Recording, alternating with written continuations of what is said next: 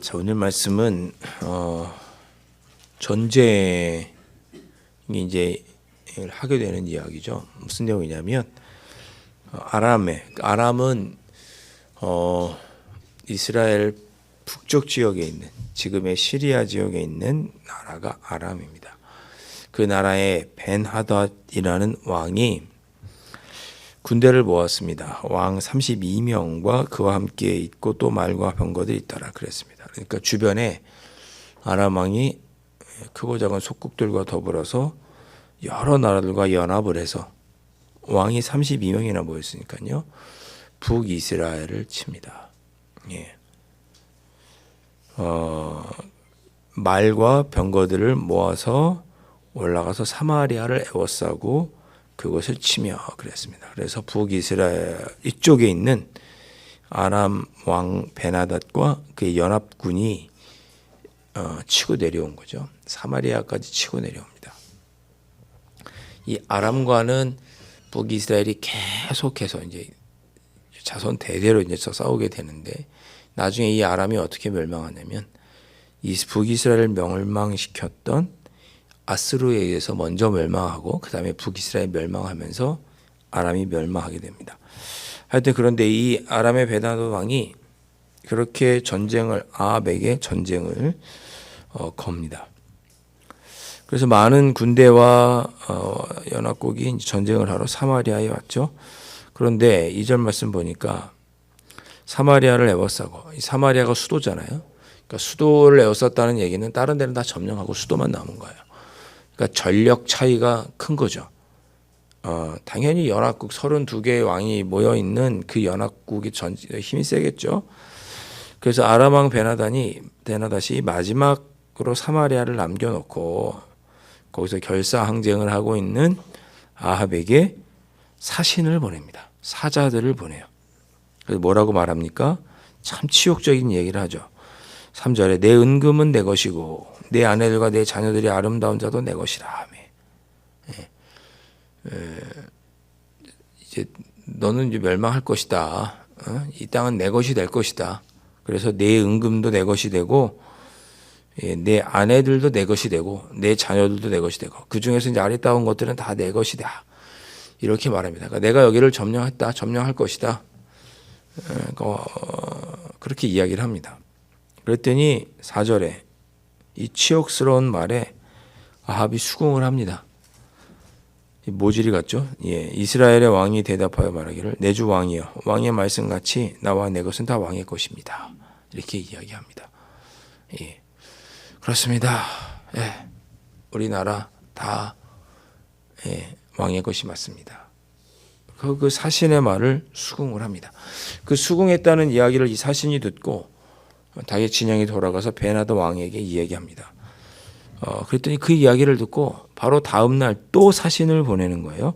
5절에 사신들이 다시 와서 이르되 그랬습니다.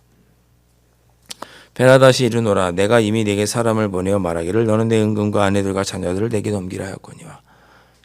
처음에 와서 그렇게 이야기했죠. 근데 그렇게 하겠다고 지금 아합이 얘기를 했어요.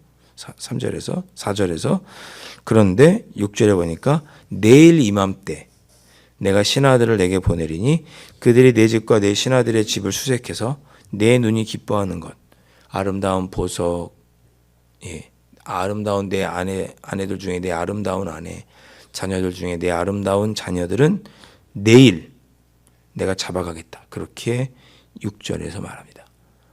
그러니까 처음에 아합이 그렇게 얘기했던 건 그래 내가 항복하겠다. 그러니까 앞으로 나라의 조공도 바치고 이런 의미로 이야기를 했는데 사신들이 그런 이야기를 아람 왕 베나닷에게 하니까 이게 포기했구나 항복하려고 하는구나 라고 생각하고 베나닷도 더 치욕스럽게 모욕을 주기 위해서 요구하기 위해서 바로 다음날 사신을 보낸 거예요. 뭐 오래 기다릴 필요 있겠냐? 내가 내일 신하들을 보낼 테니까 그때 내가 다 노력하겠다. 그런 이야기를 하는 거예요. 내일 와서 당장 내 자식들 중에 예쁜 애들, 내 아내 중에 예쁜 아내, 네가 기뻐하고 좋아하는 그 모아들 내가 다 가져가겠다. 그렇게 이야기를 하니까 너무 치욕스럽잖아요. 오늘 말씀의 핵심은 이것입니다. 아합이 악한 왕이잖아요. 하나님을 모르는 악한 왕이잖아요. 근데 아합이 얼마 전에 무슨 일이 있었습니까? 가뭄 때문에 고생할 때 엘리야를 통해서 하나님께서 역사하시고 가뭄을 큰 비를 내려서 가뭄을 끝내주시는 하나님의 기적을 보죠. 그런데 그가 하나님께 기도하지 않습니다. 하나님께 기도하지 않아요. 전쟁을 할 때도 기도하지 않고 전쟁을 패하게 되었는데도 기도하지 않고 치욕스러운 일을 당하는데도 기도하지 않고 도무지 기도하지 않습니다. 7절 말씀 보십시오. 이제 나라의 장로들을 몰라서 이러한 일이 있었다고 다 설명을 합니다. 내가 거절을 못하겠다. 어떻게 하면 좋겠느냐. 그리고 치욕스러운 요구를 해도 내가 거절하지 못했다. 어떻게 하면 좋겠느냐. 상의합니다. 그랬더니 모든 장로와 백성들이 다 왕께 아뢰되 왕은 듣지 말고 허락하지도 마십시오. 어때 그런 요구를 합니까? 차라리 죽기까지 싸우는 게 낫지 수긍하지 마십시오. 이렇게 이야기를 하는 거예요. 그러므로 그 이야기를 이제 사신들에게 이제 하는 거죠. 9절에 그러므로 왕이 베나닷의 사신들에게 이르되 왕은 아합이죠. 아합이 베나닷의 사신들에게 말하되 너희는 네 왕이 돌아가서 말해라. 처음에 얘기한 대로 우리가 항복은 하고 앞으로 조공도 바치고 뭐 그런 건 다 하겠다. 그러나 당장 내일 와서 싹 가져가겠다는 건 내가 못하겠다. 안 되겠다고 니네 왕에 가서 말해라. 그렇게 말했더니 10절에 베나닷이 화가 났습니다. 그래? 그럼 내가 사마리아를 내가 너희들 치겠다. 10절에 사마리아의 부스러신 것이 나를 따르는 백성의 무리의 손에 채우기에 족할 것 같으며 이렇게 얘기합니다. 내가 사마리아를 쳐서 부서뜨리겠다. 그런데 사마리아를 점령할 건데 그때 나를 따르는 백성의 무리가 즉 군대가 노략을 할 건데 사마리아 성을 노략할 건데 노략하는 사람들이 만약에 충분히 노력을 해서 만족한다면 그건 내가 신에게 벌 받을 것이다. 그러니까 내가 사마리아 성을 노력할 건데 군인들이 두 손에 만족하지 못할 만큼 있는 힘을 다해서 노략질을 하겠다. 그런 뜻입니다. 내가 너희를 완전히 노력하지 않으면 부서뜨리고 노력하지 않으면 신이 나에게 벌할 것이다 라고 이야기를 하고 전쟁을 선포합니다. 그러니까 아합도 국민들이 자기 편이 되어주니까 마음이 담대해졌어요. 그래서 뭐라고 얘기해요? 11절에 갑옷 입는 자가 갑옷 벗는 자 같이 자랑하지 못할 것이라 하라 하니라. 갑옷 입는다는 얘기는 전쟁을 시작한다는 얘기고 갑옷을 벗는다는 것은 전쟁을 이겼다는 거죠. 그러니까 전쟁을 이제 시작하려고 하는데 김칫국 마시지 마라. 누가 이길지 갑옷 벗는 자 같이 자랑할지 네가 자랑할지 내가 자랑할지 김칫국부터 마시지 마라. 한번 길고 짧은 건 대보자. 지금 이렇게 이야기를 합니다. 갑옷 입는 자가 갑옷 벗는 자 같이 자랑하지 못하게 할 것이다. 우리 둘 다 이제 전쟁할 건데 마치 이긴 것처럼 말하지 말아라. 김칫국부터 마시지 마라. 한번 싸워보자. 라고 하고 전쟁을 시작하게 됩니다. 20장 쭉 좀 나봇의 이야기도 나오고 하지만 이 전쟁이 길게 이어집니다. 길게 이어져요.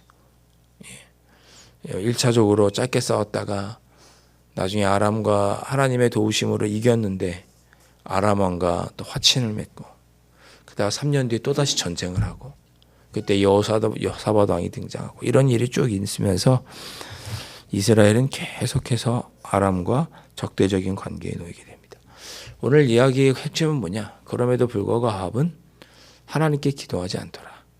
하나님을 의지하지 않더라. 뒤로 넘어가면 하나님의 선지자가 도움을 줍니다. 그래서 또 아람 왕을 물리치게 돼요. 그런데도 아합은 하나님을 절대 의지하지 않습니다. 그러나 아합 왕의 모습이 계속 20장 내내 나오게 되고, 이 성경은 그래서 우리에게 알려주시는 거죠. 하나님을 의지하지 않는 자는 어리석은 자고 망하게 될 것이다. 큰 모욕을 당해도, 아람과의 전쟁 중에도, 엘리야를 통해서 하나님의 능력을 경험했음에도 불구하고 하나님을 찾지 않는 악한 아합의 모습, 우리에게도 그런 모습이 있어서는 안 되겠죠. 이 자리에 우리가 왔다는 건 거꾸로 얘기하면 하나님께서 나의 도움이시고, 하나님께서 나를 도와주시고 나를 지켜주시고 돌봐주실 것을 믿기에 우리가 이 새벽에 나와서 기도하는 것 아니겠습니까? 그러니까 우리 이 새벽에 우리는 아합과 같은 모습으로가 아니라 하나님을 의지하는 자로서 하나님의 도우심을 간구하고 오늘도 행할 바를 알려주시도록 기도하고 지키시고 돌보아 주시기를 위해서 기도하고, 내 힘으로 어찌할 수 없는 문제들 하나님께서 해결해 주시기를 간구하고, 그렇게 오랫동안 간구하고 있으니까 하나님 이제는 좀 들어주십시오. 때도 좀 쓰시고. 엘리야처럼 지치고 상한 마음이시라면 하나님의 위로를 누릴 수 있기를 간절히 바라면서 이 새벽에 기도하시는 여러분을 되실 수 있기를 주님의 이름으로 축원합니다. 기도하겠습니다. 주님, 오늘 하루도 시작하면서 주님께 나와 간구합니다. 저희들은 아합과 같이 하나님께 묻지 않는 자들이 아니라 겸손히 우리의 삶의 모든 것을 하나님께 맡기고 하나님의 도우심과 자비하심과 선한 길로 인도하심을 간구합니다. 이런 저희들을 아버지 하나님 기쁘게 보아 주시옵시고 저희들의 기도가 응답되는 귀한 하루가 되게 하여 주시옵소서.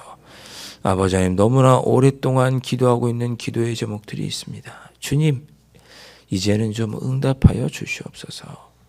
아버지 하나님, 하나님께서 친히 우리의 앞길을 열어주시고 하나님께서 살아 역사하심을 보여주셔서 지치고 상한 제 마음이 하나님의 은혜 가운데 살아계신 하나님으로 말미암아 위로와 용기를 얻게 하여 주시옵시고 우리의 삶의 모든 문제들이 다시 한번 하나님의 손에서 풀려지는 귀한 역사를 목도하는 복된 인생이 될 수 있도록 아버지 하나님 은혜의 은총으로 함께하여 주시옵소서. 귀하신 예수 그리스도의 이름으로 간절히 기도하옵나이다. 아멘. 하늘에 계신 우리 아버지, 아버지의 이름을 거룩하게 하시며 아버지의 나라가 오게 하시며 아버지의 뜻이 하늘에서와 같이 이 땅에서도 이루어지게 하소서. 오늘 우리에게 일용할 양식을 주시고 우리가 우리에게 잘못한 사람을 용서하여 준 것 같이 우리 죄를 용서하여 주시고 우리를 시험에 빠지지 않게 하시고 악에서 구하소서. 나라와 권능과 영광이 영원히 아버지의 것입니다. 아멘.